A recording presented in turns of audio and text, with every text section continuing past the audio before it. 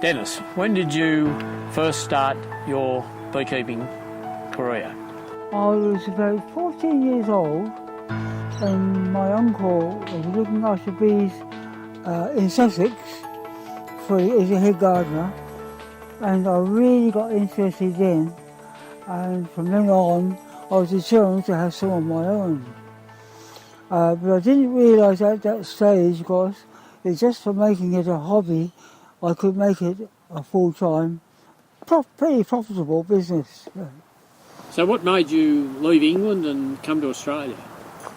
Mainly climate.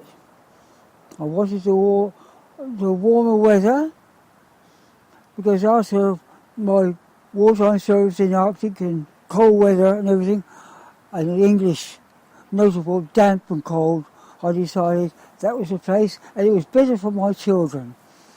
Better opportunities. So you were able to come to Australia, get bees. Now how did you improve the bees that you had here? Well, to improve the ones that were here by, we had the quarantine station set up so we could import, and we had some buckfast bees. We introduced the buckfast strain, which is bred by Brother Adam. Yes. So can you tell me more now about the Depression times and how you are able to keep food on the table? Well, but hearing stories from my father, it was a depression, but not as bad as the depression that he'd been through, but it was bad enough. However, my main interest was in plants, market gardening, and particularly bees. And I got most of that interest from one of my uncles, who looked after the bees for a big country house in Sussex. What got you interested in comb section honey production? I always was, even in the UK, interested in comb honey, because I knew there was a big market, and you had the challenge of getting a perfect capping on the comb. So the actual construction that the bees did in honeycomb made me so interested how clever they were. What are your memories of the Illawarra branch of the Amateur Beekeepers Association? Going back, it was almost, you could say, non-existent, but then beekeeping was really taking off, and not just hobbyists, but making it a part-time income, just for the hobby, but for a part-time income as well. So I thought, yes, there's a good chance here with this wonderful climate here.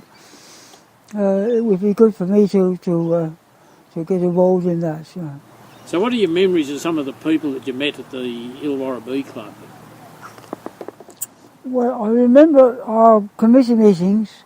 I forget the fellow's name now, but we used to have committee meetings in his little summer house at the end of his garden.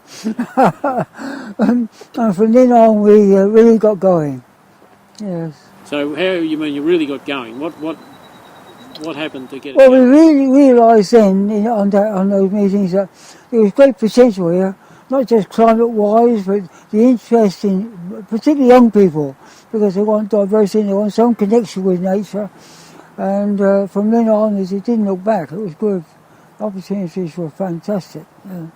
I had some at home for reading and that, but otherwise they were just local. And then I realised that the great potential for honey production, particularly comb honey with good flows, was out west mostly. Okay. And then I had to, I previously studied the budding of the eucalypts, because some of them take 2 years from forming the bud to flowering. Yeah.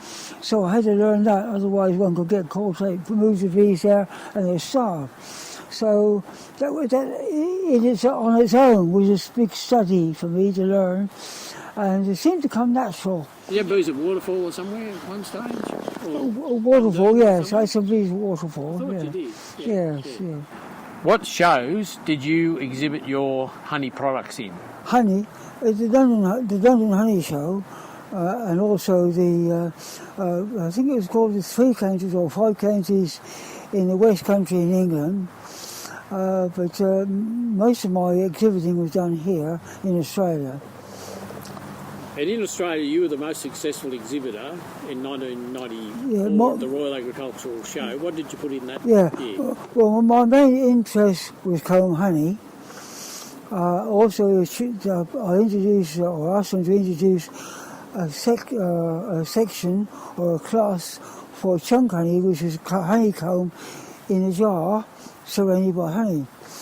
But my main interest was comb honey sections. What impact did the council have on improving beekeeping in Sutherland Shire?